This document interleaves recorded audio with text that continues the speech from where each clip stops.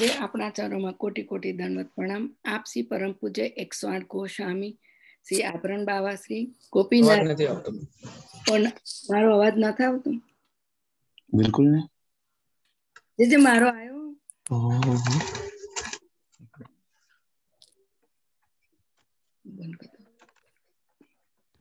તમારો અવાજ આવે છે સ્મિતાબેન? હા, તમારો અવાજ ક્યાં જાય છે તો ચેક કરી લે. જે બધાને મેં પહેલા મ્યુટ કરી દઉં, કારણ કે મેં બધાને મ્યુટ નથી કરી દીધા. હા, બધાને મ્યુટ કરી દઉં છું. જય શ્રી અવાજ ના. જય શ્રી આપ મ્યુટ ઓન કરો, અનમ્યુટ કરો. હા, ઓકે. જે મારો સંભળાય છે ને હવે? હા, અવાજ આવ્યો. હવે મારો આવે છે? હા,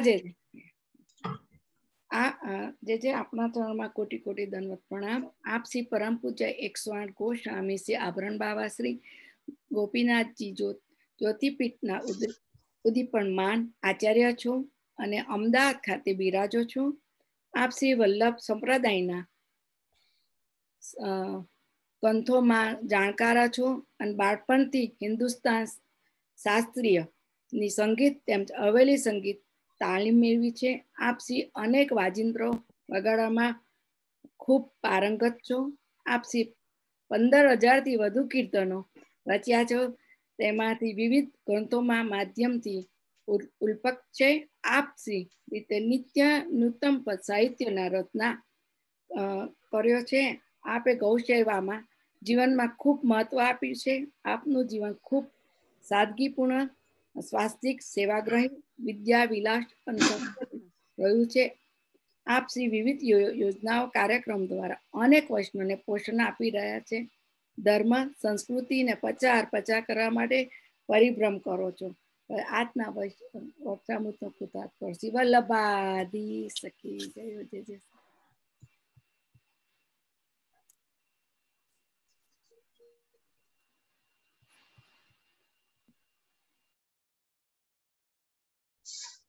आभिराभिनवानंदम भक्त संतापनाशकम मनः करोमि सततम श्रीमन्नटवर प्रियम लक्ष्मण सुत श्री वल्लभराय स्मरण करता दुष्कृत जाय कलिजन तरवा नहीं अवर उपाय यज्ञ पुरुष हरिनाश श्रुति गुण गाय श्री विठ्ठल सुखकारी नामे निष्पाप थाय नर नारी दुर्गति सकल निवारी प्रकटया श्री ब्रजपति रास विहारी।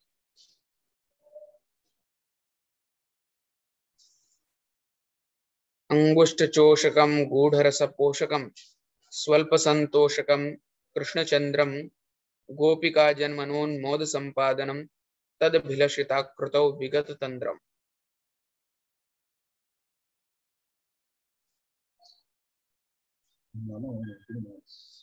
ઉપસ્થિત બધા વૈષ્ણવો, આજે ઘણા સમય પછી ફરીથી આપણે ઝૂમ મીટિંગના માધ્યમથી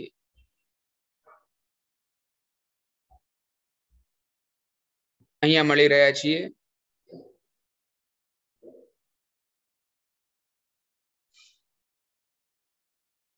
આપણે થોડા સમય પહેલા જે છેલ્લા અમારા સેશનમાં વિવિધ પ્રકારની ચર્ચાઓ ચાલતી હતી, તેમાં વસુદેવજીની સ્તુતિ પર આપણે સુબોધનીજીનું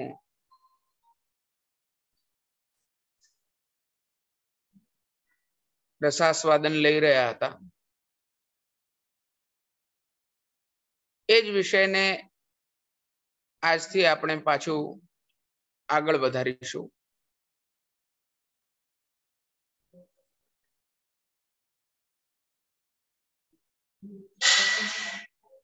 ગઈ વખતે આપણે જે પ્રકારની ચર્ચા કરી હતી, તે ચર્ચાને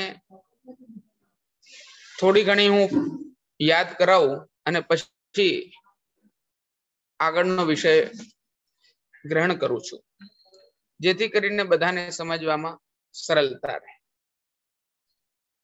આપણે ચર્ચા થઈ હતી कि विदितोऽसि भवान् साक्षात् पुरुषः प्रकृते परः केवलानुभवानंद स्वरूपः સર્વબુદ્ધિદૃગ. ત્યાં સુધી વાત થઈ હતી. વસુદેવજીએ ભગવાનના દર્શન કરીને કહ્યું કે મેં આપને જાણી લીધા છે, આપ જાણવામાં આવી રહ્યા છો કે સાક્ષાત પુરુષ છો આપ. પુરુષ એટલે કે પુરુષોત્તમ, જે આધિદૈવિક સ્વરૂપ છે. અક્ષર એટલે કે આધ્યાત્મિક સ્વરૂપ ભગવાનનું, અને આ આદિભૌતિક સ્વરૂપ એ ભગવાન આ જગતમાં જે પ્રકારે રૂપ નામ વિભેદથી ક્રીડા કરી રહ્યા છે તે. એટલે આપ આધિદૈવિકત્વેને જે પુરુષ છો તે પ્રમાણે જાણી લેવામાં આવી ગયા છો અમારા દ્વારા. અને આગળ કીધું કે પ્રકૃતિથી પર એના નિયામક પુરુષ એવા તમે પુરુષોત્તમ છો. એટલે આ જગત જે આદિભૌતિક છે એનાથી વિશિષ્ટ ભગવાનનું સ્વરૂપ આધ્યાત્મિક છે. આદિભૌતિક થી વિશિષ્ટ આધ્યાત્મિક, અને આધ્યાત્મિક થી વિશિષ્ટ જે આદિદૈવિક સ્વરૂપ છે, જે આપનું પોતાનું કૃષ્ણનું છે, તેવા આ પુરુષોત્તમ સાક્ષાત પ્રકટ થયા છે. એવા સ્વરૂપને અમે જાણી લીધા છે, જે સ્વરૂપ કેવલ અનુભવ અને આનંદ રૂપ છે.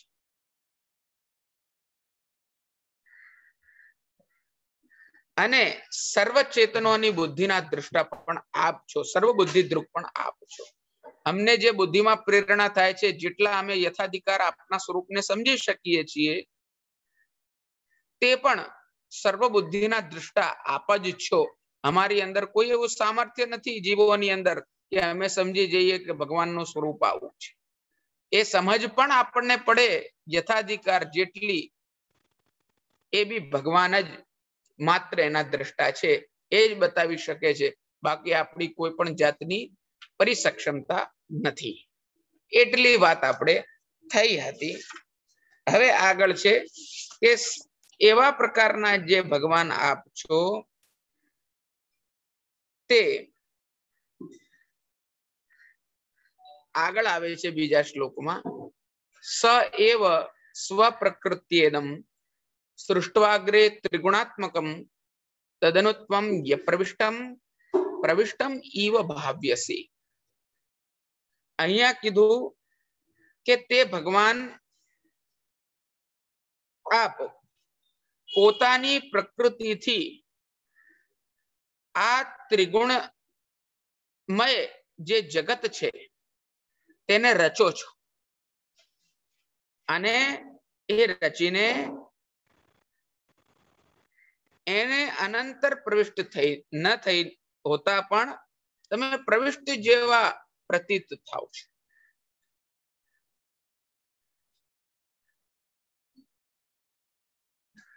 પોતાની પ્રકૃતિથી ભગવાન આ ત્રિગુણાત્મક જગતને રચે છે કીધું, અને પ્રવિષ્ટ નથી ભગવાન, છતાંય પ્રવિષ્ટ થાય છે એવા પ્રતીત થાય છે. હવે આ વિષય આપણા સંપ્રદાયમાં ઠાકોરજીની આપણે સેવા કરીએ છીએ. આપણે ત્યાં અમે લોકો ઠાકોરજી તમને સેવ્ય કરીને પધરાવી આપીએ છીએ. તે બધા સિદ્ધાંતોનું મૂળ આ વિષય થઈ ગયો કે ભગવાન પ્રવિષ્ટ હોવા છતાંય પ્રવિષ્ટ નથી, અને પ્રવિષ્ટ છે છતાંય અપ્રવિષ્ટ છે. કહેવાનો તાત્પર્ય ભગવાન અપ્રવિષ્ટ છે, પરંતુ પ્રવિષ્ટ જેવા પ્રતીત થાય છે. દેવકીજીના ગર્ભમાં ભગવાન બિરાજે છે. આપણે દેવકીજીની સ્તુતિ પણ એક જોઈ હતી, તમને ધ્યાન હોય તો. એમાં દેવકીજીએ એમ કહ્યું હતું કે આપ અમારા ગર્ભમાં પ્રવિષ્ટ થયા છો, તે તો આપનું વિડંબનમ મહત છે. બહુ મોટી વિડંબના આપનું નાટક છે કે આપ અમારા ગર્ભમાં પ્રવિષ્ટ થયા છો.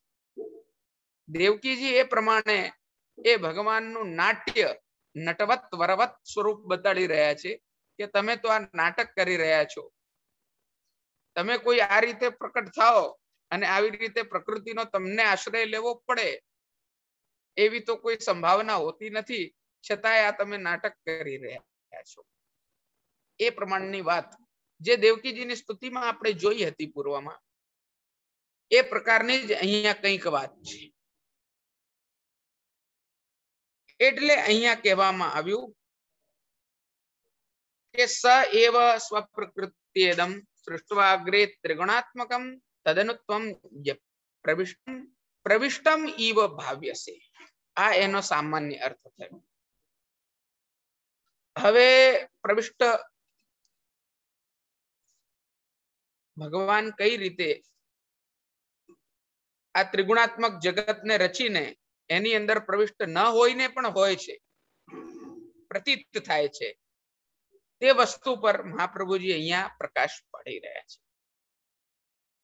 જો એક વસ્તુ બહુ સ્પષ્ટ છે કે આ ત્રિગુણાત્મક જગત જે ભગવાનનું આધિભૌતિક સ્વરૂપ છે, એની અંદર એનાથી વિશિષ્ટ જે સ્વરૂપ આધ્યાત્મિક સ્વરૂપ જે અક્ષરનું છે તે બિરાજમાન છે, કારણ કે અક્ષર થકી આ સૃષ્ટિ ઉત્પન્ન કરી છે. અને એની અંદર પણ સવિશિષ્ટ રૂપે ભગવાન આધિદૈવિક સ્વરૂપથી શ્રી કૃષ્ણ પુરુષોત્તમ પોતે બિરાજમાન છે, કારણ કે અક્ષર પણ ભગવાન એ આધિદૈવિક સ્વરૂપનું ચરણ માત્ર છે. આ પ્રમાણે અહીંયા સમજવાની વાત એ આવી કે ભગવાન પ્રવિષ્ટ ન હોવા છતાં પણ પ્રવિષ્ટ જેવા પ્રતીત થાય છે. હવે આના માટે અલગ અલગ પ્રકારની નાના શંકાઓ છે, અલગ અલગ પ્રકારની શંકાઓ છે. એવા પ્રશ્નો ઉઠે તો એ બધી વાતો પર મહાપ્રભુજી અહીંયા સ્પષ્ટીકરણ આપી રહ્યા છે. અહીંયા કીધું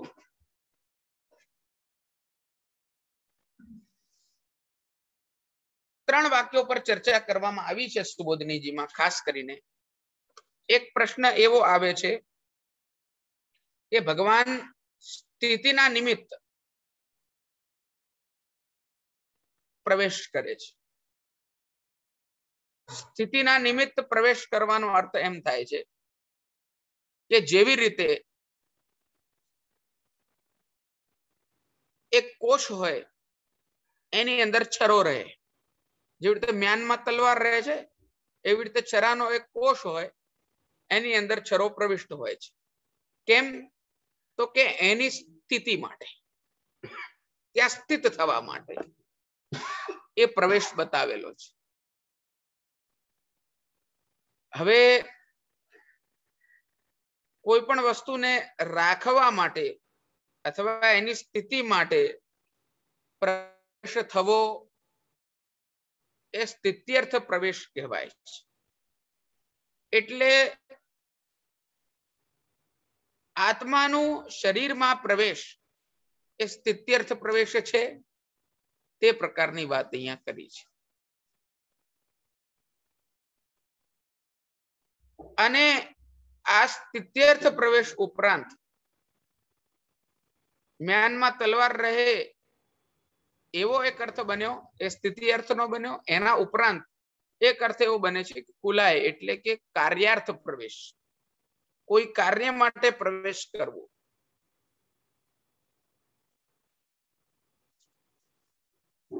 હવે કાર્યાર્થ પ્રવેશ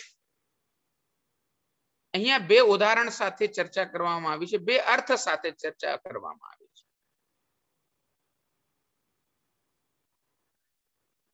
કાર્યાર્થનો અર્થ પહેલા મારે સ્પષ્ટ કરવો જોઈએ.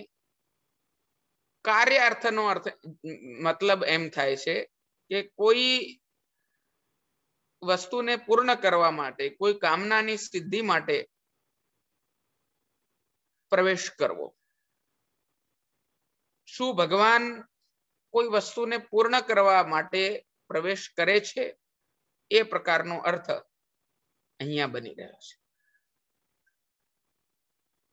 તો અહીંયા પ્રમાણ આપીને સર્વપ્રથમ આપણે જે ચર્ચા કરી કે સ્થિતિના નિમિત્ત જે પ્રવેશ થાય છે તે બૃહદારણ્યક ઉપનિષદમાં પ્રથમ અધ્યાય ચતુર્થ બ્રાહ્મણ સપ્તમ મંત્રનું વાક્ય છે, જે સ્થિત્યર્થ પ્રવેશનો આપણે વાત કરી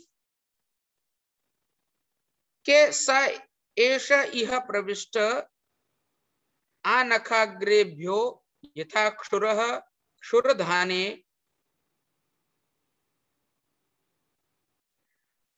અવહિતઃ સ્યાદ વિષંભરો વા વિષંભર ઉલાયે. એ વાક્ય પ્રમાણે આપણે સ્થિત્યર્થ અને કાર્યાર્થ પ્રવેશ ઉપર વાત કરી રહ્યા છીએ. એટલે સ્થિતિ નિમિત્ત પ્રવેશ જે છુરાનો ઉદાહરણ આપવામાં આવ્યો છે અને કુલાય પ્રવેશ એટલે કે કાર્યાર્થ પ્રવેશ જે બતાડ્યું છે તેમાં બે પ્રકારના અર્થ કાઢ્યા છે. અહીંયા શબ્દ વિષંભર બતાડવામાં આવ્યો છે ઉપનિષદના વાક્યમાં. એટલે વિષંભરના બે પ્રકારના અર્થ બને છે. વિષંભરનો એક અર્થ એમ બને છે કે ભગવાન વિષ્ણુ પોતે, કારણ કે એ ભૂભાર હરણ ઇત્યાદિ કાર્યો માટે પ્રવેશ જે પ્રમાણે દેવ, મનુષ્ય, પશુ, પક્ષી ઇત્યાદિ શરીરોમાં થાય છે એ વિષ્ણુનું, જે અણુ અણુમાં વસે છે તે વિષ્ણુ. સામાન્ય અર્થ કરો તો ભગવાન અણુ અણુમાં વસે છે એટલે એ વિષ્ણુ છે. તો અણુ અણુમાં એમનો પ્રવેશ સ્થિત કરવામાં આવ્યો, બતાડવામાં આવ્યો. તો એ પ્રકારે આત્માનો શરીરમાં પ્રવેશ જે છે તે કાર્યાર્થ જ છે, કોઈ કાર્ય કરવા માટે છે. જેવી રીતે કોઈ મશીન હોય, એને ચાલુ કરવા માટે એની અંદર જે કોઈ પણ પ્રકારની જરૂરિયાત વસ્તુ, ઇલેક્ટ્રિસિટી ઇત્યાદિ નાખીને એને પ્રવેશ કરાવીને એને ચાલુ કરવામાં આવે છે. એ રીતે કોઈ કાર્ય સિદ્ધ કરવા માટે અહીંયા ભગવાને પ્રવેશ કરેલો હશે તેવી વાત અહીંયા મૂકવામાં આવી છે. એટલે એક અર્થ એનો બન્યો કે ભગવાન વિષંભર છે, વિષ્ણુ છે, અણુ અણુમાં વસે છે, ભૂભારણ હરણ ઇત્યાદિ કાર્ય કરવા માટે એ ભગવાન પશુઓમાં, પક્ષીઓમાં, શરીરો, મનુષ્યોના, દેવોના ઇત્યાદિના શરીરોમાં પ્રવિષ્ટ થાય છે. અને આ એક અર્થ બન્યો વિષંભરનો. અને બીજો અર્થ વિષંભરનો એમ બને છે, વિષંભરનો અર્થ છે કે જે પોતે અગ્નિ છે તે.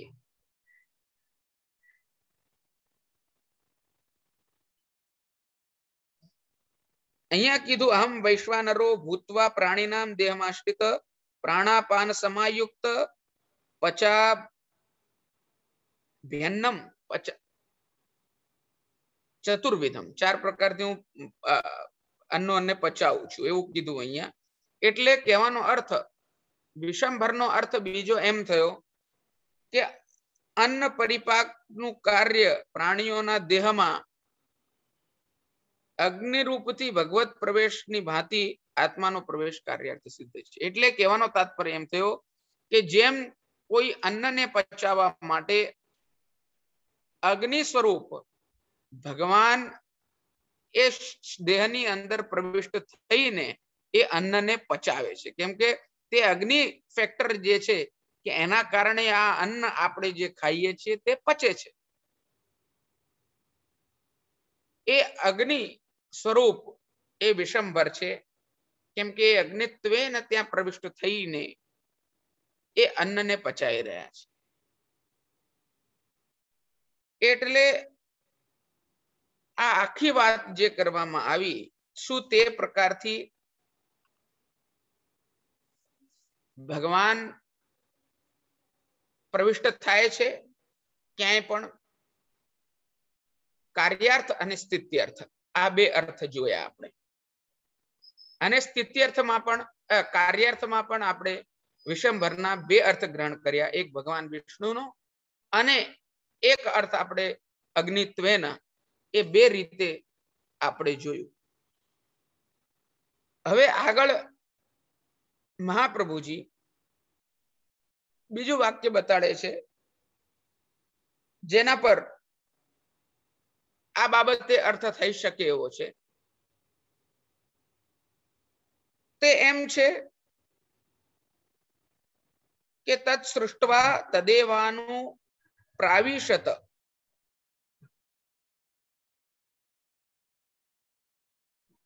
એટલે આ પ્રકારનો અર્થ જે તૈત્રીય ઉપનિષદમાં બ્રહ્માનંદ વલ્લીમાં બતાડેલો છે. આજે મેં વાક્ય કીધું તે આ પ્રકારે બ્રહ્માનંદ વલ્લીમાં બતાડવામાં આવેલું છે. એના પ્રમાણે આપણે જો અર્થ કરીએ, મહાપ્રભુજી આજ્ઞા કરે છે, તો આ પ્રવેશને અનેક રૂપ ભાવાર્થ માનવો જોઈએ.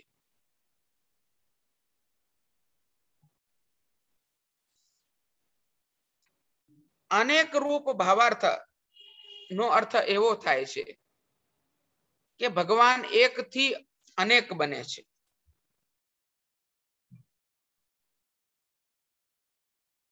એટલે ભગવાન પ્રવેશ કરે છે. એટલે એ અનેકાર્થ પર જોયો.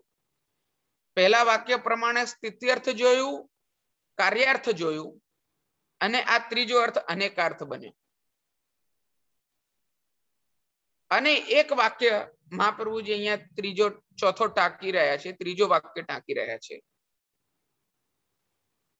કાષ્ટકોપનિષદનો, કે એના પ્રમાણે જીવાત્મા પરમાત્મા બંનેનો હૃદયમાં પ્રવેશ કહેવામાં આવ્યું છે. તો શું એ રીતે પ્રવેશ થયો છે કે જીવાત્મા અને પરમાત્માનો હૃદયમાં પ્રવેશ છે? તો આ બધી વાત જે અહીંયા બતાડવામાં આવી છે શાસ્ત્રના આ બધા વાક્યો દ્વારા જે પ્રતિપાદિત કરવામાં આવી રહી છે, અથવા એવી શ્રુતિઓ ઉપલબ્ધ થઈ રહી છે, એ પ્રમાણે એનો અર્થ બને છે. તો અહીંયા આપણા મનમાં એવો પ્રશ્ન આવે કે શું દેવકીજીની અંદર એ રીતે ભગવાન પ્રવિષ્ટ થયા છે? તો આપણે એ વસ્તુ ખૂબ બાંધીને ચર્ચા કરી રહ્યા છીએ એવી વાત થઈ જાય.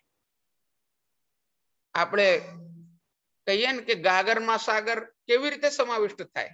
તમે ગાગર જેટલું સમજી રહ્યા છો, પરંતુ આ તો સાગર છે. એકલી ગાગરમાં તમારી બેસી નહીં જાય આઈને. શું આટલું જ ભગવાનનું સ્વરૂપ છે કે કોઈ કાર્યાર્થ પ્રવેશ કરી જાય, કે કોઈ સ્થિત્યર્થ પ્રવેશ કરી જાય, અથવા કોઈ અનેક રૂપ થવા માટે પ્રવેશ અમને કરવો પડે ઇત્યાદિ પ્રમાણે તો જોઈએ તો આ બધો અર્થ તો એવો બની જાય કે ભગવાનનું સ્વરૂપ ખૂબ વ્યાપક નથી અને અવ્યાપ્ત છે, બંધાઈ જાય એવું છે, ઓછું અને નાનું છે. ભગવાન અહીં તો બહુવ્યાપકત્વ તો સિદ્ધ પછી થશે કેવી રીતે? એટલે આ પ્રકારની શ્રુતિઓનો અર્થ વિપરીત ના બને અને સ્પષ્ટ અર્થ બને, એ મહાપ્રભુજી અહીંયા આજ્ઞા કરી રહ્યા છે, જે હમણાં હું કહેવા જઈ રહ્યો છું. વૈષ્ણવો, આ ચર્ચા કરતા મને ખરેખર હૃદયમાં એટલો આનંદ થઈ રહ્યો છે કે આ મહાપ્રભુજીના દ્વારા બતાવેલ સુબોધનીજીમાં ખરેખર ગૂઢાર્થ જેને આપણે કહીએ છીએ, તે કેવી રીતે ગૂઢાર્થ સ્પષ્ટત્વેન પ્રતિપાદિત છે. આ ગૂઢાર્થો છે. આ અર્થ કોઈ કરી શકે, કોઈ કાઢી શકે સીધી રીતે. આ પ્રકારની શંકાઓ અને એના નિરાકરણો દ્વારા એ કોઈ પણ સંભવ નથી, એ મારો સ્પષ્ટ મત છે. આ મહાપ્રભુજી જ કહી શકે. આ મહાપ્રભુજી સિવાય કહેવાની તાકાત કોઈની નથી. એ બહુ સ્પષ્ટ વાત છે. આપણે આ વસ્તુ વાંચતા હોઈએ તો રોમાંચ થાય છે, મનમાં એક આહલાદ પ્રકટ થાય છે, શરીરમાં રોમાંચ થાય છે. આ એવી વસ્તુ છે. આપણે વિષય પર પાછા આવીએ તો શું દેવકીજીના ગર્ભમાં ભગવાને કોઈ કાર્યાર્થ, સ્થિત્યર્થ કે અનેક રૂપ થવા માટે પ્રવેશ કરેલો છે? તો અહીંયા કીધું કે જો એ પ્રકાર દેવકીજીમાં કોઈ પ્રકારે પ્રવેશ હશે એવું મનમાં હોય, શ્રી દેવકીના ઉદરમાં પ્રકાર વિશેષથી પ્રવેશ માનવામાં જો આવે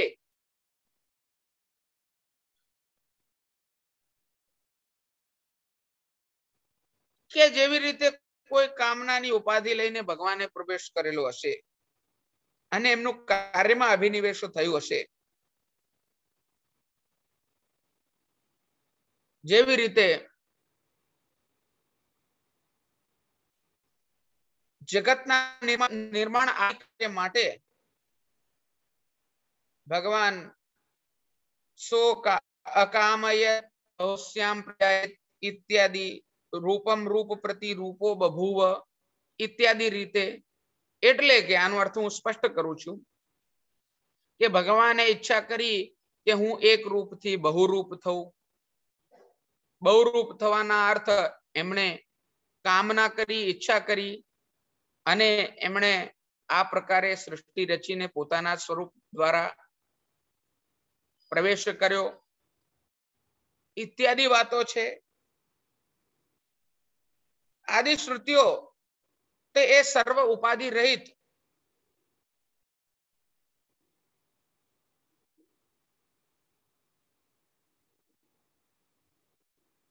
લોક અને વેદમાં અપ્રસિદ્ધ પુરુષોત્તમ જે પૂર્ણાનંદ છે એમનો તો પ્રવેશ આવી રીતે થઈ શકતો નથી, એવી પ્રકારની વાત કરી છે. કેમ કે કાર્યાર્થી અને સોપાધિક જે સ્વરૂપ જેની આપણે પૂર્વમાં ચર્ચા કરી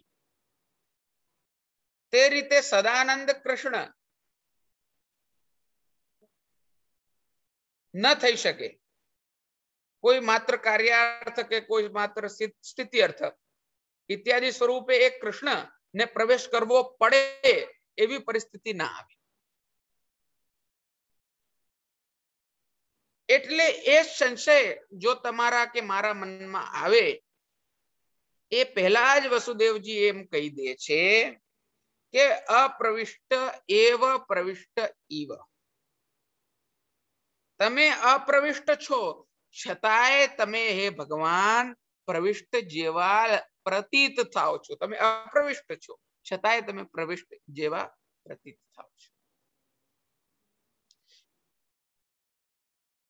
આમ યોગ બલથી પણ પ્રવેશ થઈ શકે છે એવી પણ એક વાત આવે છે.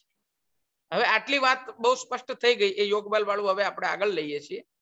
ત્યાં સુધીની અત્યાર સુધીની ચર્ચામાં એક વસ્તુ બહુ સ્પષ્ટ થઈ ગઈ કે સ્થિત્યર્થ કે કાર્યાર્થ કે અનેક રૂપાર્થ પ્રવેશ કરવા માટે ભગવાન શ્રી કૃષ્ણ સદાનંદ પરમાત્મા પુરુષોત્તમની જે કરીએ છીએ એ રીતે એમને પ્રવેશ કરવો પડે એવું કઈ પરિસ્થિતિ સર્જિત થઈ શકતી નથી.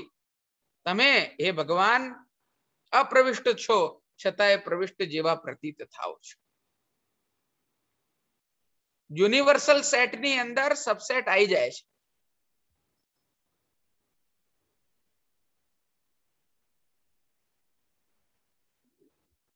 જળાશય હોય છે એની અંદર માછલીઓ પ્રવિષ્ટ હોય જ છે. એ જલ દ્વારા જ પોતે ચાલી રહી છે. સમજાય છે ને વાતને? આ એ પ્રકારની વાત છે. એટલે યુનિવર્સલ સેટ ની અંદર સબસેટ નો સમાવિષ્ટ છે જ, એ પ્રવિષ્ટ જ છે. એ અપ્રવિષ્ટ હોવા છતાંય પ્રવિષ્ટ જેવું પ્રતીત થાય છે. એવો અહીંયા અર્થ બતાડવામાં આવ્યો છે. હવે એક યોગબલનો વિષય એવો આવે છે આગળ કે જેની અંદર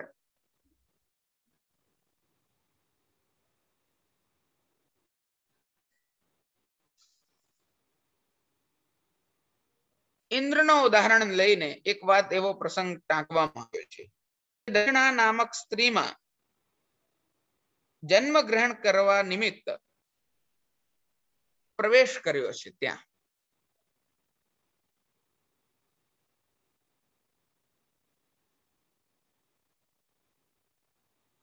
એ કારણે એ દક્ષિણામાં પ્રવેશ કર્યો તે દક્ષિણાથી ઇન્દ્ર જ ઉત્પન્ન થાય એના માટે. અને દીતિના ઉદરમાં મરુત નામ વાળા એ ગર્ભસ્થ બાળકોને નષ્ટ કરવા માટે ઇન્દ્રએ પ્રવેશ કર્યો. એવી પ્રકારની વાત અહીંયા બતાડવામાં આવી છે. એ ભગવાનનો પ્રવેશ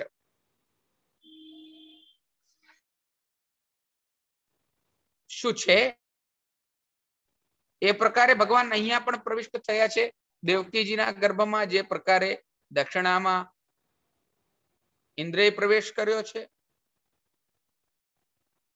અહીંયા શું ભગવાને એ રીતે પ્રવેશ કર્યો છે?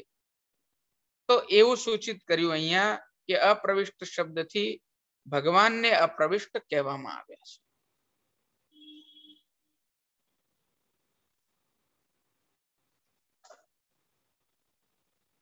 અહીંયા પ્રવિષ્ટ ઈવ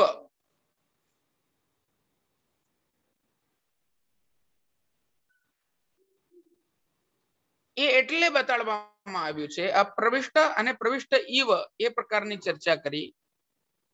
તો ભગવાન અપ્રવિષ્ટ છે પરંતુ અપ્રવિષ્ટ જેવા લાગે છે એવું કીધું ને.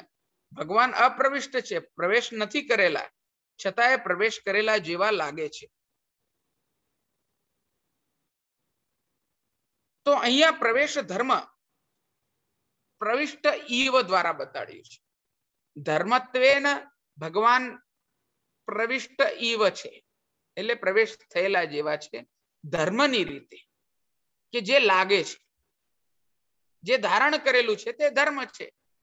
તમે અમે કોઈ કાર્ય કરતા હોઈએ, જેવી રીતે કોઈ એક સ્ત્રી છે, હું દાખલો આપું, ધર્મ એટલે શું? બહુ સામાન્ય એની પરિભાષા છે, ડેફિનેશન છે.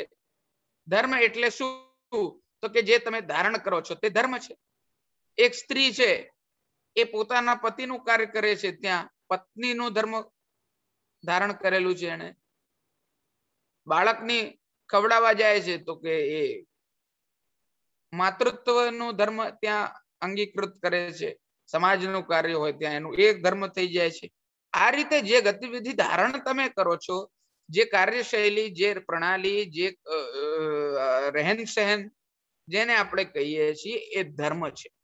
એટલે ધર્મ જ એ બતાડે છે કે શું થાય છે, શું નથી થતું, શું કરાય, શું ના કરાય, શું કર્યું તમે ઇત્યાદિ.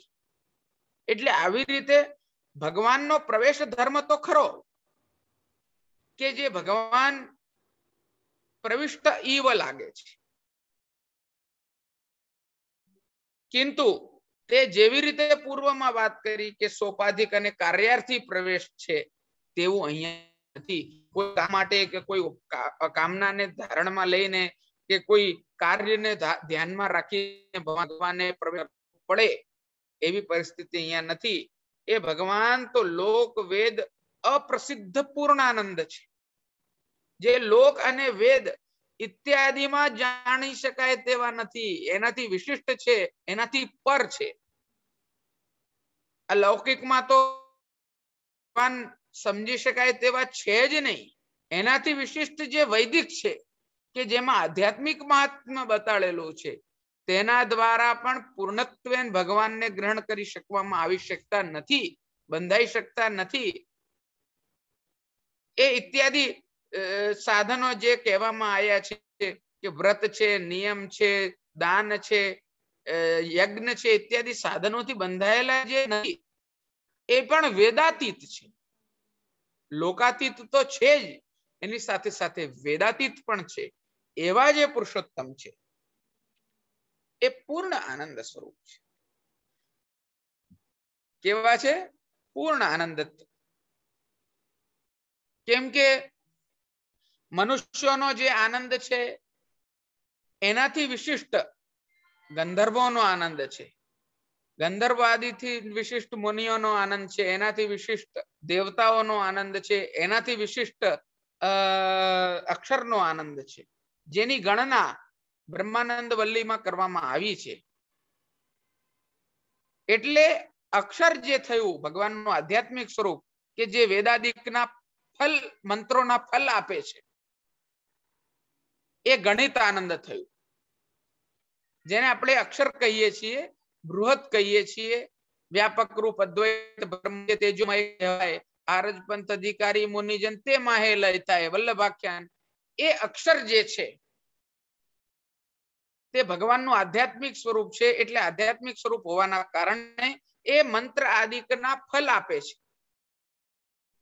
એટલે વેદોક્ત પૂજા જે લોકો કરતા હોય છે, ઉપાસના વિધિ જે લોકો કરતા હોય છે, જે કોઈ પણ ફલ પ્રદાન કરવાની ચેષ્ટા છે ભગવાનની, એ અક્ષર થકી થાય છે, જે ભગવાનનું આધ્યાત્મિક સ્વરૂપ છે. અને ભગવાન સ્વયં તો પોતે અપ્રસિદ્ધ, વેદોથી અપ્રસિદ્ધ પુરુષોત્તમ છે, લોકથી તો અપ્રસિદ્ધ છે જ, એટલે એમનું સ્વરૂપ વિશિષ્ટ છે. એટલે કીધું ને, કૃષ્ણાશ્રયમાં તમે પાઠ કરો છો બધા વૈષ્ણવો, પ્રાકૃતા સકલા દેવા ગણિતાનંદકમ બૃહત પૂર્ણાનંદો હરિસ્તસ્માત કૃષ્ણ એવ ગતિર્મમ.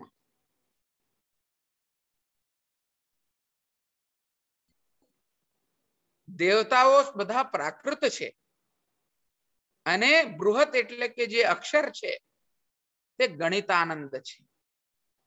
જે વેદોના ફલ આપે છે આપણને, એ ભગવાનનું ચરણ સ્વરૂપ, ગોલોકધામ સ્વરૂપ, નિત્ય લીલાના સ્થાન સ્વરૂપ, તેજોમય જે અક્ષર છે, આધ્યાત્મિક સ્વરૂપ છે, જે તે ફલ પ્રદાન કરવા વાળું છે, તે ગણિત આનંદ છે. અને ભગવાન તો એનાથી પણ વિશેષ, ગીતાજીમાં કીધું એ પ્રમાણે કે હું કેવું, ભગવાનનું પોતાનું કેવું સ્વરૂપ છે કે જેનાથી અક્ષર અતીત છે, અક્ષરાદ અપી ચોત્તમ, જે અક્ષરથી પણ ઉત્તમ છે. અતોસ્મિન લોકે વેદે ચ પ્રથિત પુરુષોત્તમ. ભગવાન એટલે કીધું કે એટલે હું અક્ષરથી એટલે કે જગતથી ઉત્તમ છું, અને અક્ષર જે ભગવાનનું આધ્યાત્મિક સ્વરૂપ છે એનાથી પણ ઉત્તમ છું. એટલે હું લોકવેદમાં પુરુષોત્તમ તરીકે પ્રસિદ્ધ છું. એટલે એ ગણિત આનંદ રૂપ અક્ષર એટલે કે બૃહત, અને પૂર્ણાનંદો હરિસ્તસ્માત કૃષ્ણ એવ ગતિર્મમ. અને હરિ તો સાક્ષાત પરબ્રહ્મ શ્રી કૃષ્ણ તો પોતે પૂર્ણ આનંદ રૂપ છે.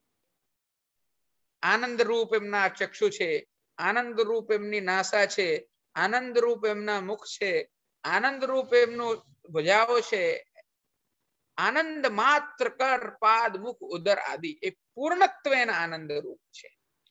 એ અખિલ મધુર છે, મધુરાધિપતે રખિલમ મધુર. આ મિશ્રીનો ગાંગડો હોય તેવા છે, અંદરથી ચાખો તો મધુર, બહારથી ચાખો તો મધુર. એ મધુરત્વ, એ માધુર્ય બધે સરખું અને પૂર્ણ છે.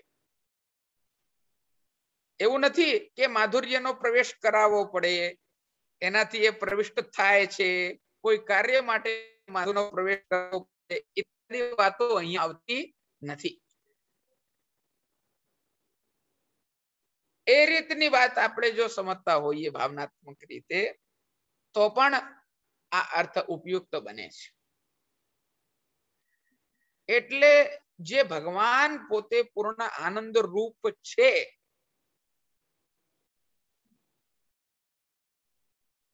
તે લોકવેદથી અપ્રસિદ્ધ છે જે ભગવાન, અને સર્વ ઉપાધિથી રહિત છે. મહાપ્રભુજીએ ત્રણ વસ્તુનો વિશેષ ઉલ્લેખ કર્યો છે.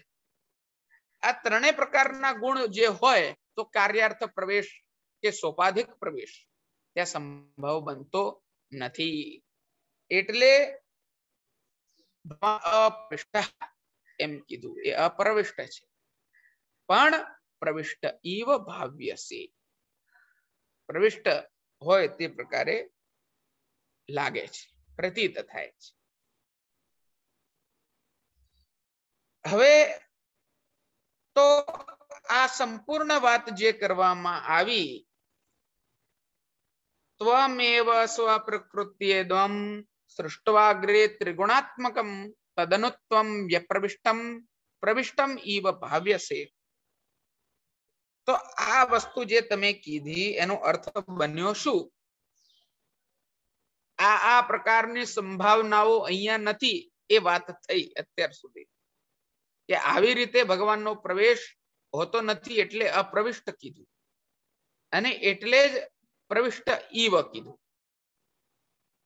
હવે આગળ કહી રહ્યા છે કે જે ભગવાનનું સચ્ચિદાનંદ સ્વરૂપ કહેવામાં આવ્યું છે તે આપ પોતાની નિજ પ્રકૃતિ અથવા આધિદૈવિક સ્વભાવથી ભગવન યોગી ત્રિગુણાત્મક જગત રચો છો.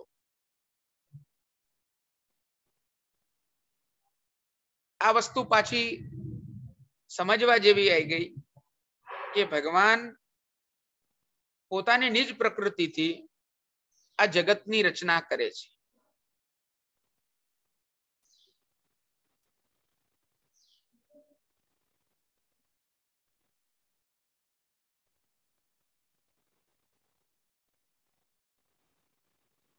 અને આ ત્રિગુણાત્મક જગત જે ભગવન લીલોપયોગી બતાડવામાં આવ્યું છે તેનો અર્થ એમાં થાય છે કે ભગવાન પોતાના લીલા માટે આ જગતને રચે છે. પોતાની લીલા માટે આ આદિ ભૌતિક જગતને રચે છે.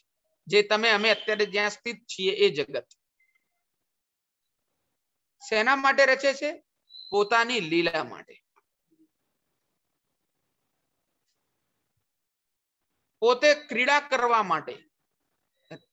જગત ક્રીડતી યો યતઃ. ને જગત ક્રીડતી યો યતઃ. રૂપ નામ વિભેદેન જગત ક્રીડતી યો યતઃ. જગતમાં ક્રીડા ખેલ કરે છે, લીલા કરે છે.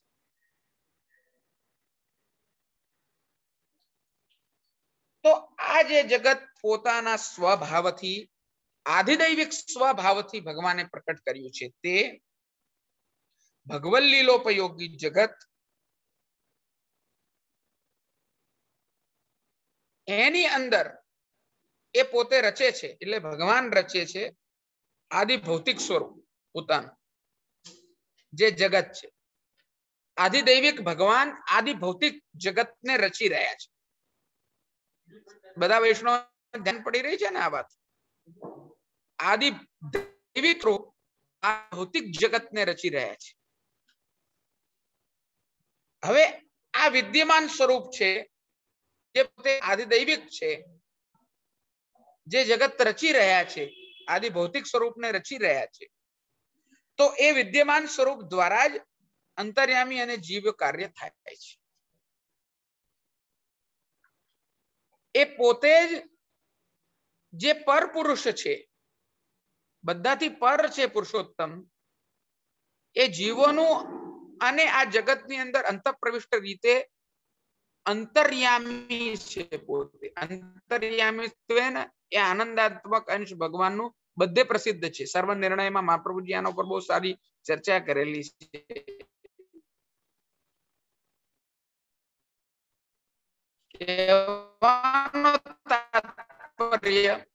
આ જગતમાં જીવની અંદર જે ચેતનાત્મક સૃષ્ટિ જીવ અનસ્ટેબલ આવે છે. સંભળાયું બધાને? સંભળાયું બધાને? અનસ્ટેબલ બતાડતું હતું મને. ફરીથી બોલું છું. હા, ફરીથી બોલું છું. મુદ્દો છે વિચારવાનો અને બહુ સરસ મુદ્દો છે કે ભગવાન સચ્ચિદાનંદ ઘન છે. એ સત સ્વરૂપે આ જગતમાં જડ સૃષ્ટિ ઉત્પન્ન કરી, ચિત સ્વરૂપે જે ચેતનાત્મક એટલે કે જીવોને ઉત્પન્ન કર્યા, અને આનંદત્વેન એ અંતર્યામી છે, બધે સ્થિત છે. એટલે એ પરબ્રહ્મ આદિ દૈવિક સ્વરૂપ જે આદિ ભૌતિક જગતમાં અંતર્યામિત્વેન સ્થિત છે, જીવત્વેન સ્થિત છે, એ પોતે જે બિરાજમાન છે યથાવત વિદ્યમાન સ્વરૂપથી, એ આમને કંટ્રોલ કરી શકે છે. એમના પર આ સ્વરૂપ ઉપર, આદિ ભૌતિક સ્વરૂપ પર ભગવાનના આદિ દૈવિકનું નિયંત્રણ છે. કહેવાનો તાત્પર્ય બહુ સ્પષ્ટ થઈ ગયો. આ સ્વરૂપ જે બતાડવામાં આવ્યું કે જેની અંદર જીવ અને અંતર્યામી સ્થિત છે, એને એ પોતાની રીતે મેનેજ કરી શકે છે, એને પોતાની રીતે બેલેન્સ કરી શકે છે, સંતુલન કરી શકે છે, પોતે એનું પાલન કાર્ય ઇત્યાદિ બધું કરી શકે છે. તો એને આમાં પ્રવિષ્ટ થવાની ક્યાં જરૂરત છે કાર્યાર્થ? જો એ ઉપયુક્ત રીતે જ પોતે કાર્ય કરી શકે છે પ્રવિષ્ટ થયા વગર, તો એમને પ્રવિષ્ટ થવાની આવશ્યકતા ક્યાં આવી? આ રીતે ભગવાન અપ્રવિષ્ટ હોવા છતાં અપ્રવિષ્ટ છે એ વસ્તુ ઉપયુક્ત રીતે સિદ્ધ થઈ કે એમને પ્રવિષ્ટ થવાની આવશ્યકતા નથી. એ એમને જ પોતે અંતરસ્થિત છે, અંતર્યામી છે પોતે. એટલે અપ્રવિષ્ટ હોવા છતાં એ પ્રવિષ્ટ જેવા પ્રતીત થાય છે એવું જ કહેવું અહીંયા ઉપયુક્ત બને, જે વસુદેવજીએ કીધું છે. એટલે પ્રવેશની પ્રતીતિ માત્ર છે, એટલે પ્રવેશ ઈવ ભાવ્યસે એ પ્રકારે વાત કરવામાં આવી છે. આટલો મુદ્દો બહુ જ સરસ રીતે સ્પષ્ટ થયો. અત્યારે બિલકુલ સામાન્ય વ્યક્તિને પણ હૃદયમાં બેસી જાય એવી વાત થઈ ગઈ કે જો મારે કોઈ જગ્યાએ કોઈ જેવી રીતે એક્ઝામ્પલ આપું છું, હું સામાન્ય લૌકિક ચાલુ દાખલો આપું છું. મારે કોઈ XYZ કામ કોઈ જગ્યાએ છે અને હું અહીંયા બેસીને એક કામ કરી શકું છું, તો મારે ત્યાં એ ઓફિસમાં પ્રવેશ કરવાની જરૂર છે? મારે જરૂરત જ નથી. તો મારે તો એ કાર્યાર્થ પ્રવેશ હું કેવી રીતે કરી શકું? ત્યાં કાર્યાર્થ પ્રવેશમાં તો સવાલ જ નથી આવતો. હું અહીંયા જ બેઠા બેઠા એ કાર્ય કરી શકું છું, તો પછી મારે ત્યાં જવાની ક્યાં જરૂરત થઈ?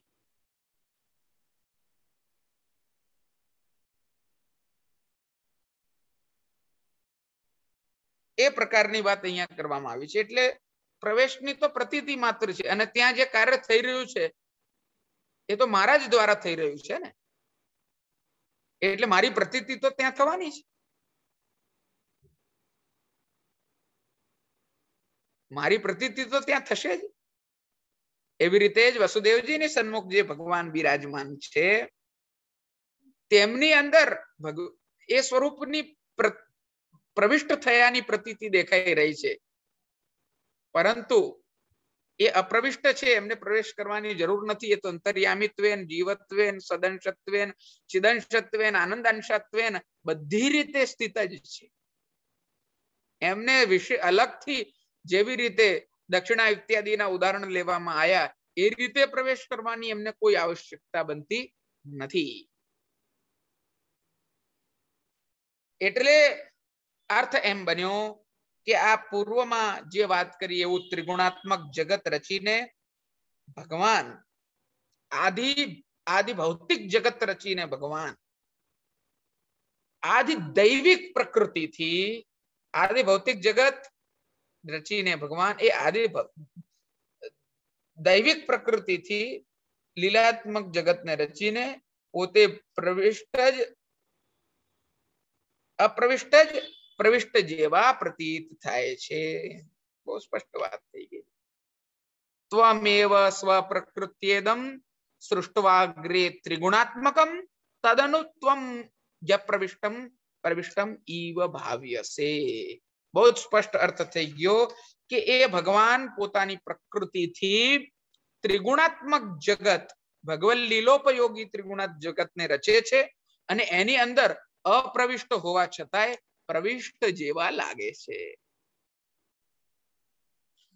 એ ભગવાન અપ્રવિષ્ટ છે અંદર, છતાં એ પ્રવિષ્ટ જેવા લાગે છે.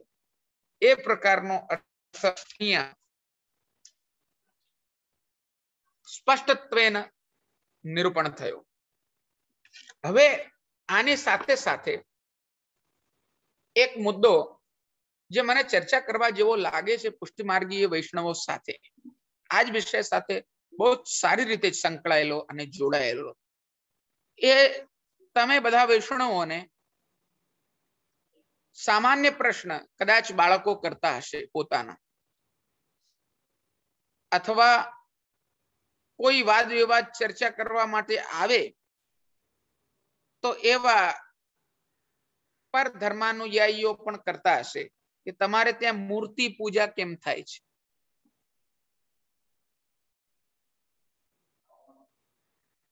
પથ્થરની પૂજા કેમ થાય છે,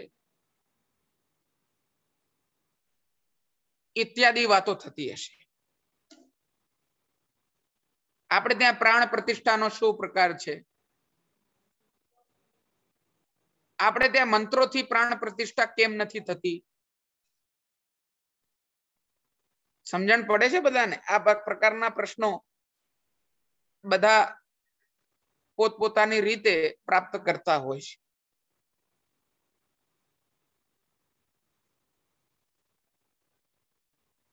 હવે જે મૂર્તિની અંદર, જે મૂર્તિ એટલે કે જે સ્વરૂપ હજી પ્રતિષ્ઠિત થયું નથી, એ સ્વરૂપની સેવામાં મહાપ્રભુજી સ્પષ્ટ રીતે કહે છે કે તદ્રુપમ તત્ર ચ સ્થિતમ. સર્વ નિર્ણય પ્રકરણમાં, તત્વાર્થદીપ નિબંધમાં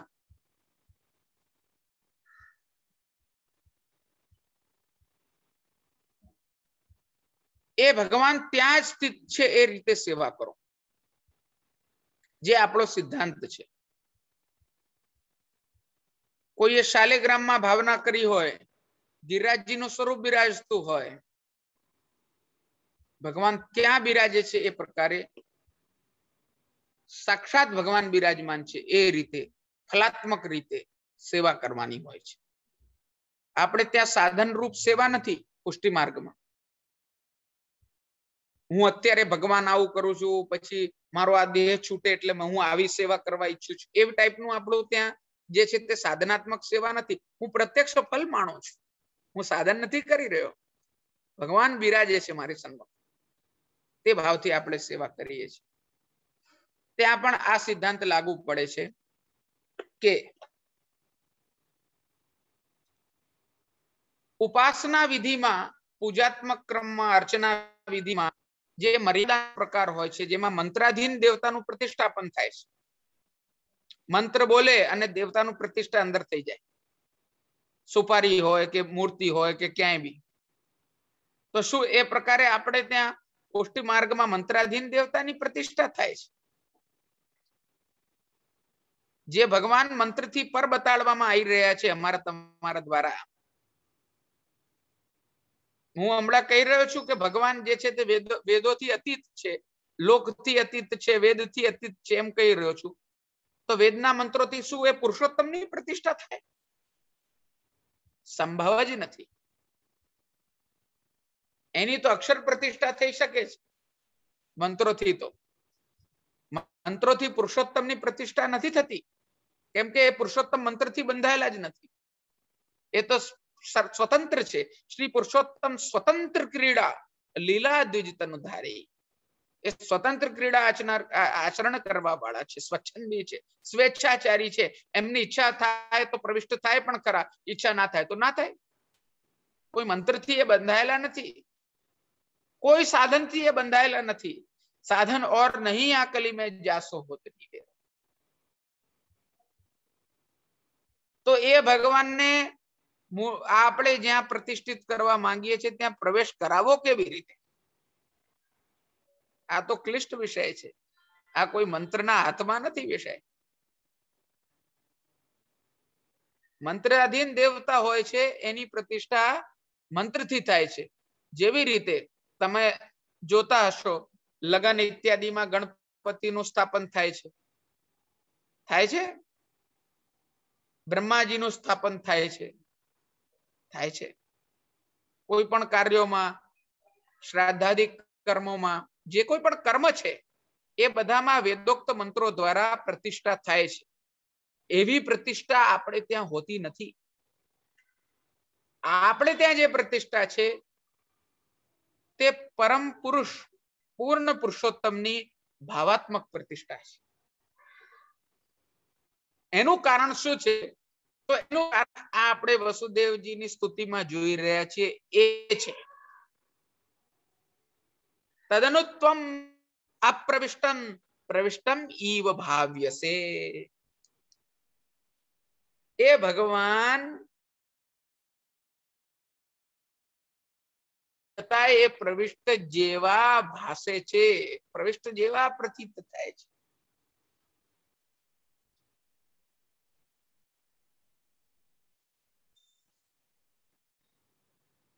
કારણ કે એ પુરુષોત્તમ તો કોઈનાથી બંધાયેલા છે જ નહીં, એમને પ્રવિષ્ટ થવાની આવશ્યકતા નથી, એ પ્રવિષ્ટ જ છે.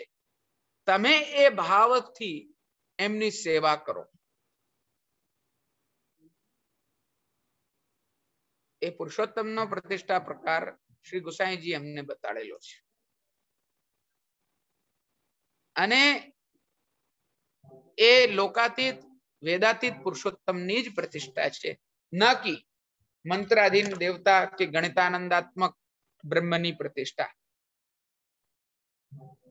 એટલે આપણે ત્યાં જે મૂર્તિ પૂજા થાય છે તેની અંદર મંત્રાત્મક કોઈ ક્રમ હોતો નથી. આપણે સેવા પણ કરીએ, ઘણા વૈષ્ણવો એમ પૂછતા હોય છે કે સેવા કરતા કરતા શું બોલવું, પૂછે છે ને ઘણા લોકો, કયા મંત્ર બોલવા. આપણે ત્યાં મંત્ર બોલવાના નથી હોતા. આપણે ત્યાં એ આધિદૈવિક ભગવાનની લીલાનું ચિંતન કરતા કરતા સેવા કરવાની હોય છે.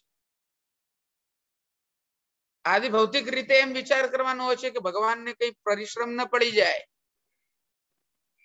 આધ્યાત્મિક રીતે એ વિચારવાનું હોય છે સેવા કરતા કરતા કે હું સમગ્ર પોતાના જે ફલ છે એને ભોગવી રહ્યો છું. અને આધિદૈવિકત્વેન એ ભગવાનની લીલાનું ચિંતન કરવાનું હોય છે કે આ શૃંગાર કરી રહ્યા છીએ તેની ભાવના શું છે. શૃંગાર કરીને જે આપણે ઠાકોરજીને ભોગમાં પધરાઈ રહ્યા છીએ તે ભોગની શું ભાવના છે. એ આધિદૈવિકત્વેન વિચાર કરવા યોગ્ય વસ્તુ હોય છે. એ જ રીતે કીર્તન છે, કીર્તનમાં પણ એ રીતનો જ વિચાર છે. અમે કીર્તન કરીએ એમાં ઠાકોરજીને કોઈ પરિશ્રમ ન પડે, ધ્યાનથી સારામાં સારી રીતે કીર્તન કરીએ, એ આદિ ભૌતિક રીત થઈ. એનાથી વિશિષ્ટ રીત એમ થઈ કે હું સમગ્ર પુણ્યનું ફલ માણી રહ્યો છું કે ભગવાનના કીર્તન મારા મુખમાં આવી રહ્યા છે. જીવે સદૈવમ ભજ સુંદરાણી નામાની કૃષ્ણસ્ય મનોહરાણી સમસ્ત ભક્તાર્થ વિનાશિનાની ગોવિંદ દામોદર માધવી. એ જીવવા તું ખૂબ મધુર ચાખવા માટેની તું લોલુપ છે, ખૂબ રસ આસ્વાદન કરવા માટે તને ખૂબ ગમે છે.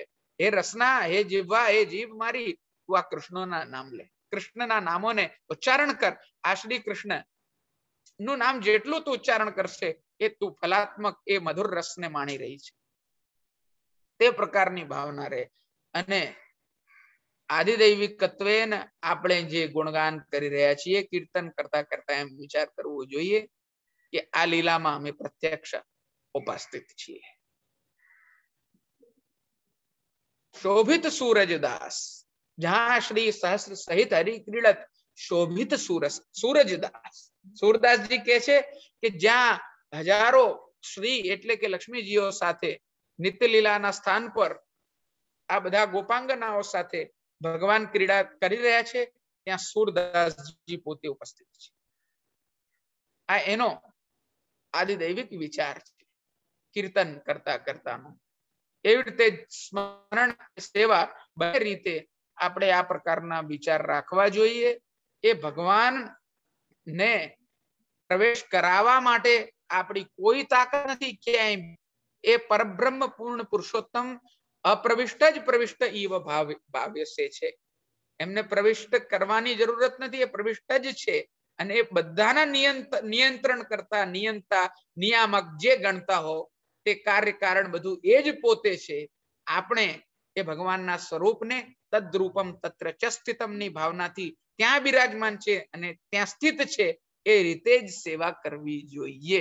એ આપણા પુષ્ટિ સંપ્રદાયનું એક ખૂબ મહત્વપૂર્ણ પાસું છે અને એ પુષ્ટિ માર્ગીય વૈષ્ણવોએ સદા આચરણમાં રાખવું જોઈએ અને સદા એ ભાવથી ઠાકોરજીની સેવા કરવી જોઈએ. એમાં કોઈ પણ પ્રકારનો સંશય ના રાખવો જોઈએ. ગોપીનાથજી પ્રભુચરણ કોક વાર આપણે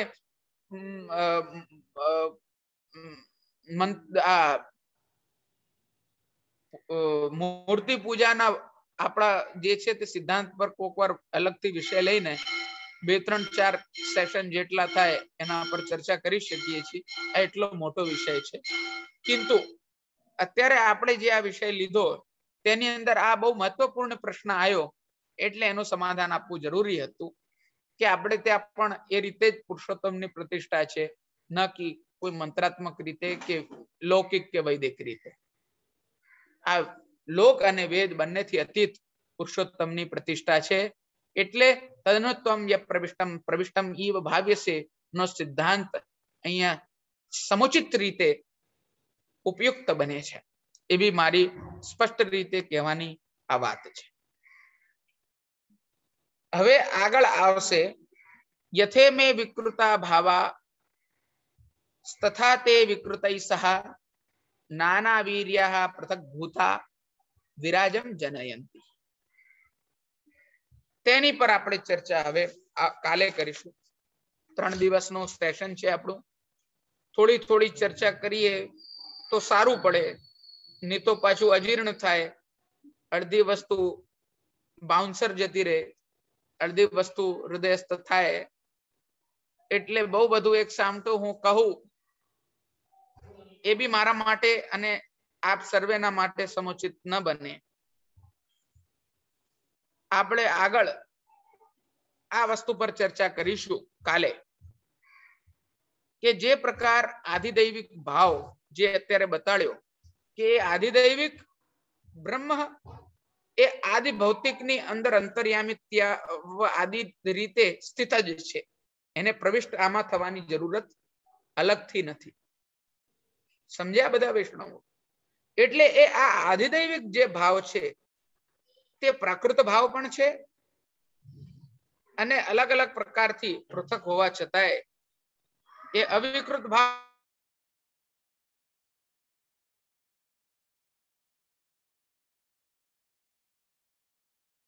વિકૃત ભાવો સાથે મળી આ વાત પર આપણે કાલે વિચાર મૂકીશું. એ પ્રમાણે ચર્ચા કરીશું. બીજું કંઈ કહેતો નથી. આજે આટલી વાત રાખું છું અને મારી સમગ્ર વાણીને શ્રી નટવરલાલ પ્રભુના ચરણારવિંદમાં શ્રી મહાપ્રભુજી ગોસાઈજી અને અમારે અહીંયા સન્મુખ બિરાજમાન શ્રી ગોપીનાથજી દીપકજીના ચરણારવિંદમાં મારી સમગ્ર વાણીને સમર્પિત કરું છું અને મારા વાક્યોને વિરામ આપું છું.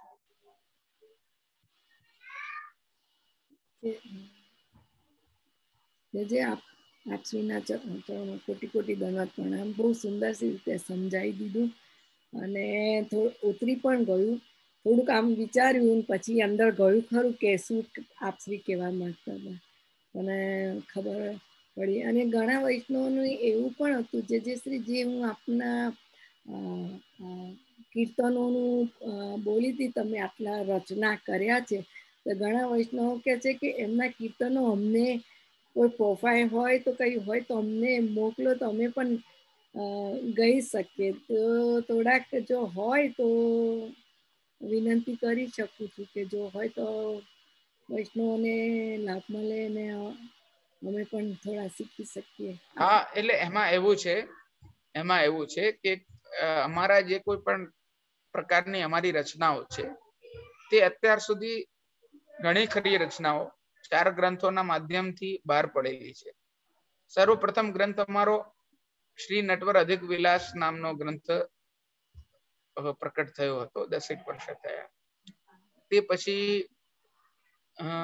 એમાં કંઈક 50 રચનાઓ હતી.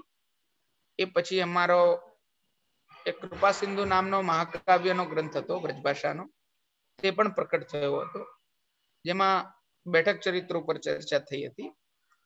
અને એ પછી બે ભાગમાં અમારા નટવરજીની પૂરી શૃંગાર પ્રણાલી જે છે તેની ભાવનાના કીર્તનો હતા, જેની અંદર 360 રચના હતી. અને 108 રચનાઓનો એક ગ્રંથ હિલગ નામનો એ આજથી 4 વર્ષ પહેલા વિમોચિત થયો હતો. એમાં 108 હિલગના કીર્તનો ઉપર ચર્ચા છે અને હિલગ વિષય પૂરું 9 ચેપ્ટર્સ છે એની અંદર, કે જેમાં પ્રેમ, આસક્તિ, વ્યસનની 3 દશાઓ બતાડવામાં આવી છે અને એની ભાવનાના કીર્તનો છે. એ પ્રમાણે અમારું આ પ્રકારથી કીર્તનોનું જે સંપુટ છે તે પ્રકટ સંપુટમાં આટલું છે અને બાકી અપ્રકાશિત ગ્રંથો અમારે ત્યાં ઘણા બિરાજી રહ્યા છે. પરંતુ હવે ધીરે ધીરે સમય, સંજોગ અને જે પ્રમાણની આવશ્યક વ્યવસ્થાઓ થશે તેમ તેમ અમે પ્રકટ કરતા જઈશું. પણ આ જે ગ્રંથો છે એમાં વિશેષતા એ છે કે હિલગ અને એકાદ એક બીજું ગ્રંથ જે છે તે અત્યારે ઉપલબ્ધ છે. બાકી ગ્રંથોની મારા પાસે પણ પ્રત નથી. એક મારી પોતાની પાસે એક નમૂનાની રહી નથી. એ બધી આવતાની સાથે જ બધા વૈષ્ણવોએ લઈ લીધી છે. એટલે એના માટે મારે કદાચ ફરીથી એનું પરિમુદ્રણ કરવું પડે, જેની વ્યવસ્થા થશે ધીરે ધીરે એટલે આપણે કંઈક વિચારીશું. બાકી હિલગ ઇત્યાદિ ગ્રંથો તો તમને પ્રાપ્ત થઈ શકશે, જેમાં સુંદર કીર્તનો બધા વૈષ્ણવોને જેમને જેમને ભાવ અને યથાધિકાર ઠાકોરજીની સેવામાં ભાવનામાં પ્રવેશ છે એમને ખૂબ આનંદ આવે એવા વિષયો છે. બસ કાલે આપશ્રી વહેલા બિરાજો ને થોડો વધારે ટાઈમ લેજો. હા, ના અત્યારે બી ચર્ચા આપણે કરવી હોય તો એમ છે, પરંતુ પછી વિષય વધારે ક્લિષ્ટ બને અને વિષયાંતર થાય અને એમાં બધા વૈષ્ણવોને અડધું આજે સમજ પડે ને અડધું પછી આપણે કાલે લઈએ એક જ વિષયની અંદર, તો પછી એમાં કન્ફ્યુઝન ક્રિએટ થાય છે. એમાં એકબીજા વિષયો બધા ભળી જાય છે. એટલે મેં અત્યારે આ વસ્તુને અહીંયા રોકી. આગળ લેવું હોય તો લઈ શકીએ છીએ, પણ તમને આનંદ નહીં આવે એટલે મેં આટલી વાત રાખી. આજે કલાક જેવી વાત કરી, કલાક ઉપર કરી, કલાક ને 10 મિનિટ જેવી ચર્ચા કરી આપણે. 20 મિનિટ તમે દર વખતે રાખો છો વધારે, એ આપણે નથી લીધું. અને કોઈને ક્વેશ્ચન હોય તો વાત કરું, કોઈને પૂછવું હોય તો જરૂર પૂછો, મને બહુ આનંદ થશે. ઓકે, કે ઘણા બધા પૂછતા હોય છે એટલે હું જરૂર પૂછો, જરૂર પૂછો. બધા નામ નોટ કરી.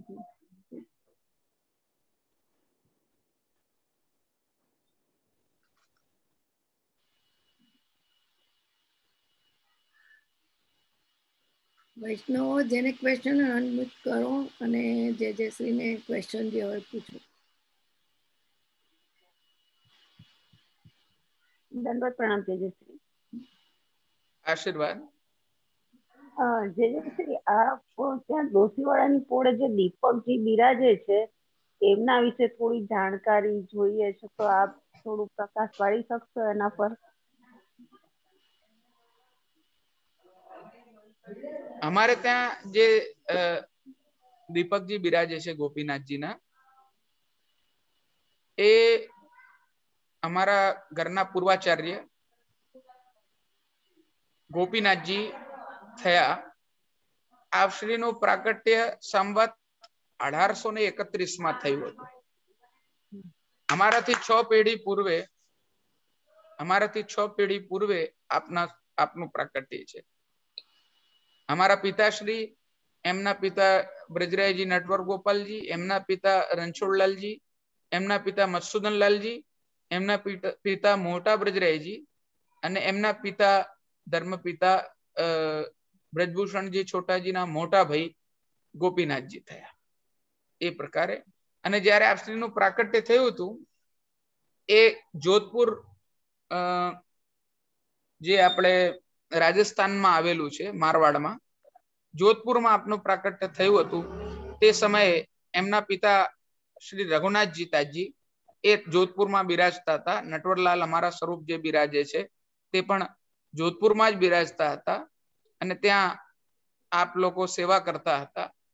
કિંતુ ત્યાં પછી થોડી પોલિટિકલ સિચ્યુએશન ખરાબ થઈ ગઈ એટલે આપ લોકો અહીંયા અમદાવાદ પધાર્યા અને અહીંયા બિરાજે. એની આખી વાર્તા છે, આખો ઇતિહાસ છે એ બાબતનો, એ અત્યારે હું નથી લેતો ચર્ચામાં. ગોપીનાથજીના મહાત્મ્ય પૂરતી વાત કરું છું. તો ગોપીનાથજી પછી અહીંયા પધાર્યા ડોશીવાડાની પોલમાં કાલુપુરમાં અમારી આ હવેલી સ્થિત છે. ગોસ્વામી હવેલી કહેવાય છે. અહીંયા આપે અમૃત સંજીવની નું અનુષ્ઠાન કર્યું અને દીપકજી સન્મુખ એ અનુષ્ઠાન થતું હોય છે. અમૃત સંજીવની નો અર્થ એમ છે કે કોઈ વ્યક્તિ મરી જાય એને જીવતો કરી શકાય, એને સંજીવન આપી શકાય તેવી એ વિદ્યા હોય છે. એને અમૃત સંજીવની કહેવાય છે. એટલે જ્યારે આપને સંજીવની સિદ્ધ થઈ તો દીપકજીની અંદરથી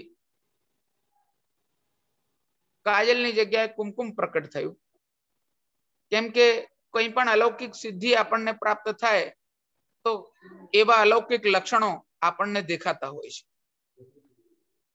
એ રીતે જ એ વખતે આ પ્રકારનું લક્ષણ દેખાયું. આપને સંજીવની સિદ્ધ થઈ અને એ પ્રકારનો ઇતિહાસમાં ઉલ્લેખ છે કે એ સંજીવની આપે પોતાને જે સિદ્ધ થઈ હતી તે વારસમાં આ ઘરમાં રાખી દીપકજી સ્વરૂપે બિરાજે છે. અને પછી આપશ્રીના વંશ વારસમાં કોઈ રહ્યું નહીં. આપના ભાઈ છોટાજી મહારાજ હતા તે રહ્યા ગાદી પર અમારી, અને એ પણ ખૂબ પ્રતાપી આચાર્ય થયા. છોટાજી મહારાજ અમારા ઘરના આ અમદાવાદમાં જે અમારું સ્થાન છે તેની નીવ સમજી શકાય છે એવા આચાર્ય થયા. એ વ્રજભૂષણજી છોટાજી મહારાજે ખૂબ એવા કાર્યો કર્યા કે જે ખૂબ અલૌકિક થયા. જેમાંનું એક કાર્ય સપ્ત સ્વરૂપમાં ઠાકોરજી પધરાયા એ તો હતું. એના સિવાય 56 ભોગ કર્યો જે અમારા આ મંદિરની અંદર નટવરલાલ શ્યામલાલની હવેલી કહેવાય છે, ગોસ્વામી હવેલી ડોશીવાડાની પોલમાં. ત્યાં આપે 56 ભોગ કર્યો જે ગુજરાત ખાતેનો સર્વપ્રથમ 56 ભોગ હતો. એ જમાનામાં 56 ભોગ બહુ જ વિશેષ ભાવનાથી અને બહુ જ રેરલી થાય એ રીતના હતા.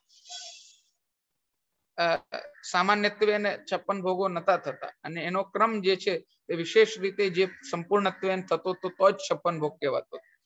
નહીં તો બળો મનોરથ નામ આપવામાં આવતું હતું. 56 ભોગ એમને 56 ભોગ નથી કહેવાતો. કોઈ બી આપણે સામગ્રી અરુગાઈ દઈએ અને 56 ભોગ કહી દઈએ એ રીતે 56 ભોગ નતા થતા એ વખતે, અને એ રીત બી નથી. એટલે એ 56 ભોગ જયારે અહીંયા થયો એ સંવત 1893 માં 56 ભોગ. સંવતમાં સંવત 1893 મારા ધ્યાન બાર કદાચ જતું હોય 93 કે 94 છે.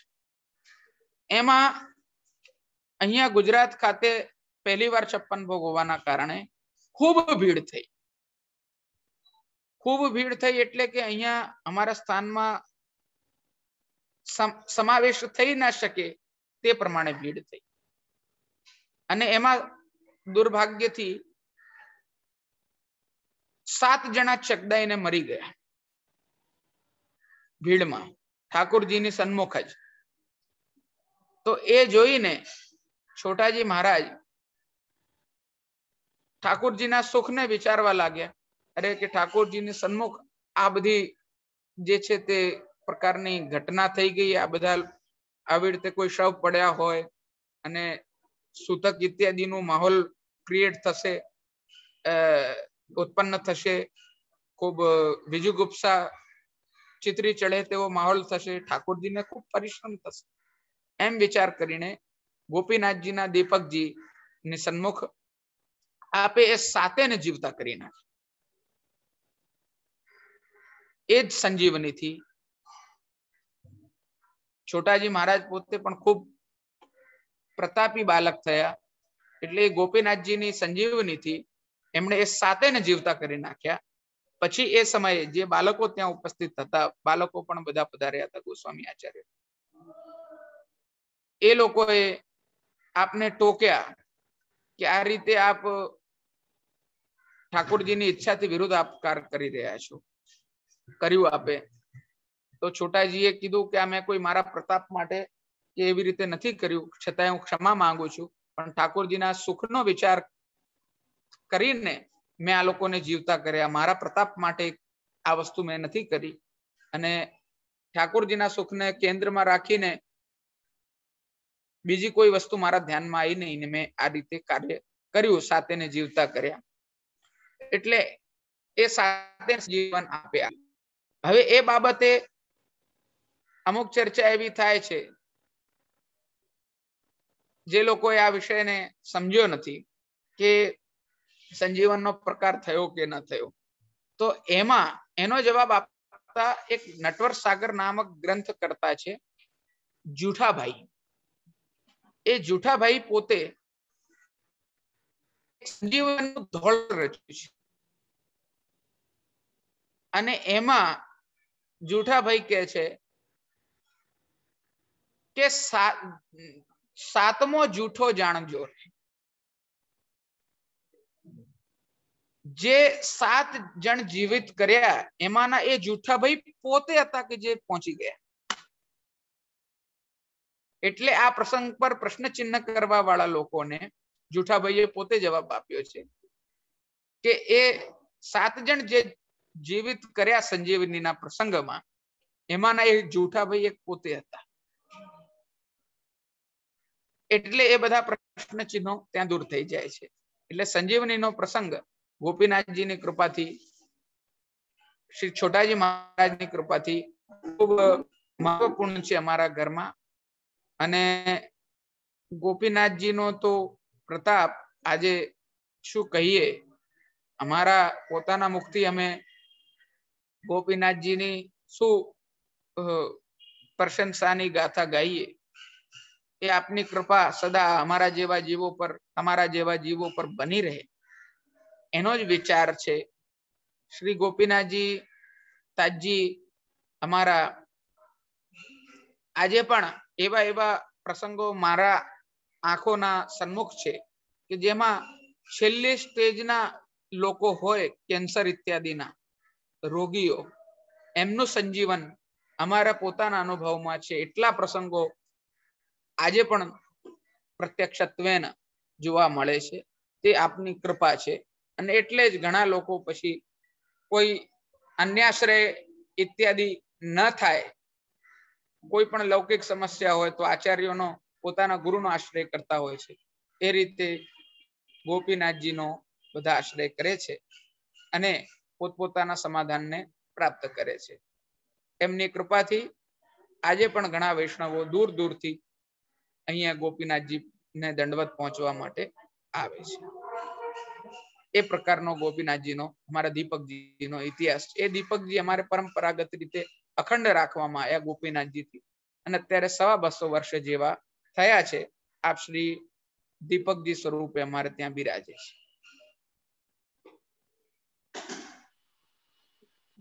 બહુ સુંદર. આટલું બધું અમને નથી ખબર. સરસ અમને જ્ઞાન મળી ગયું, આપનું સમજાવ્યું સુંદર રીતે.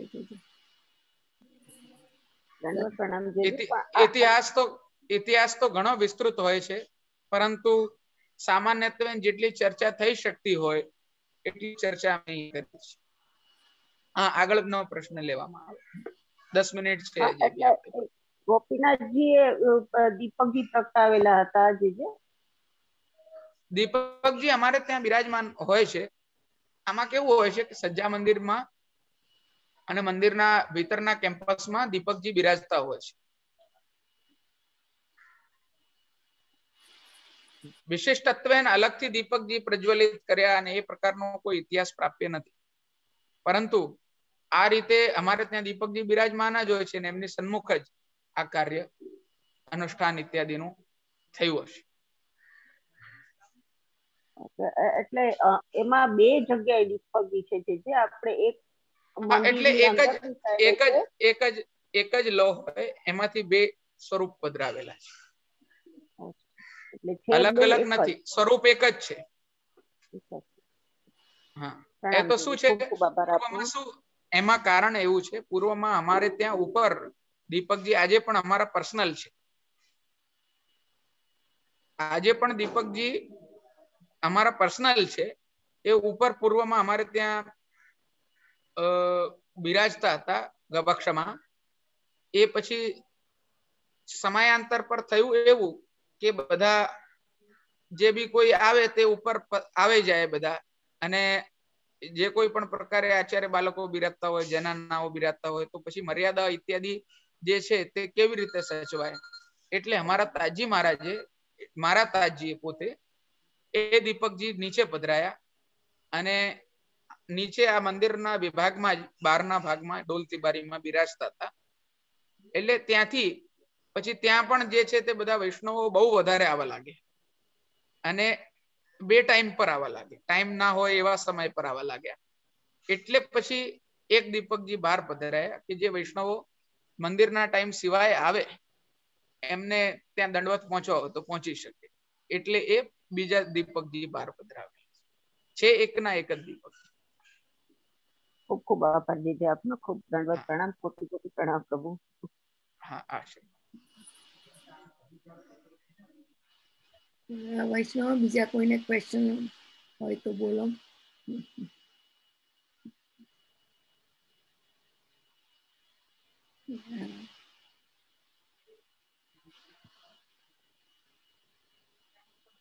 જે કોઈનો ક્વેશ્ચન નથી, દંડવત પ્રણામ. જે બધા વૈષ્ણવ ઓપન કરીને દંડવત પહોંચાડો.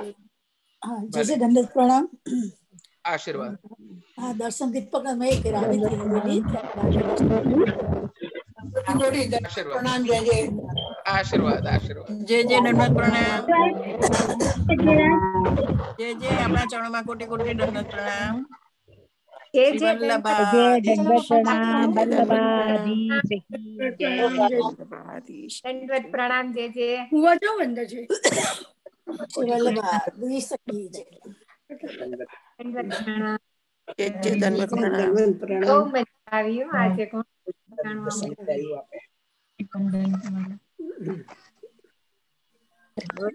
જે જે કાલે બહુજીના દર્શન કરાવજો. બે દિવસ કરાવે છે ને. એકાદ એક વાર કરાવીશું. એકાદ એક વાર કરાવીશું. દર્શન લાભ મળે ને. વલ્લભાધીશ કી જય. જય જય જય આપણા ચરણોમાં કોટી કોટી દંડવત પ્રણામ. બધા વલ્લભાધીશ. વૈષ્ણવના આશીર્વાદ. ખૂબ આનંદ કરો, બધાના આશીર્વાદ તમારા. બધા ત્યાં આવીશું. તમારું બોલેલું અમને યાદ રહી જાય બધું. દંડવત પ્રણામ. જે જે સારું ને. હા, મેં કીધું જે શ્રી અમે બધા વૈષ્ણવ આવીશું ત્યાં. હા, આવું જ જોઈએ, બધા જરૂર આવો. મને તો ખૂબ આનંદ થશે. આવતી સાલ વિચાર જરૂર કરો વિચાર. જરૂર આવો. લોકડાઉન ખુલી જાય છે, વાંધો નહીં આવે. જરૂર આવો. તમારું ઘર છે. જરૂર આવો. આશીર્વાદ. કી જય. દંડવત પ્રણામ. દંડવત પ્રણામ. જય જય. પ્રણામ. જય જય દંડવત પ્રણામ. વલ્લભાધીશ કી જય. દંડવત પ્રણામ. જય જય. જય. આભરણ બાવા કી જય હો જય. વિરાજી દો. સર્વે વૈષ્ણવને જય શ્રી કૃષ્ણ. જય શ્રી કૃષ્ણ.